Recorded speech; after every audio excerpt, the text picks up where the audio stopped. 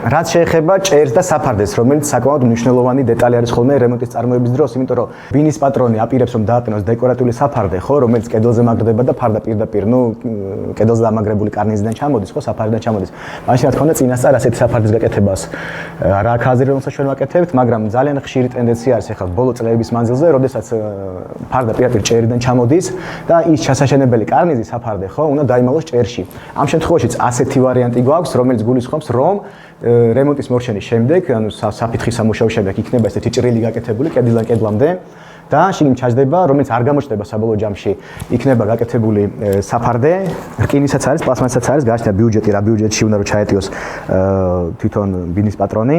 რა თქმა უნდა, ალუმინის ეგრეთ წოდებული და კარგი ხარისხიანი ჯობს, მაგრამ საბოლოო ჯამში შედეგისთვის მნიშვნელობა არ აქვს ამას. ფარდა მთავარია რომ ჭერიდან მოდიოდეს და იყოს შესაბამისი ჭრილი გაკეთებული, რომელსაც ახლა ვაკეთებთ. ყველა ეს აკეთებს, უბრალოდ წინასწარ რემონტის დროს განსაზღვრეთ, იმიტომ რომ ქონია შემთხვევები, როდესაც რემონტი დასრულებულია, ჭერი პირდაპირ მისული არის უკვე რიგელამდე და ამ საფარდის გაკეთებას, რომელიც შეჭრილი იქნება ჭერში სიმაღლეში, ხო, თვითონ უკვე სხვა პრობლემებთან არის დაკავშირებული და უწევს პირდაპირ გარედან დამაგრება ამ საფარდის.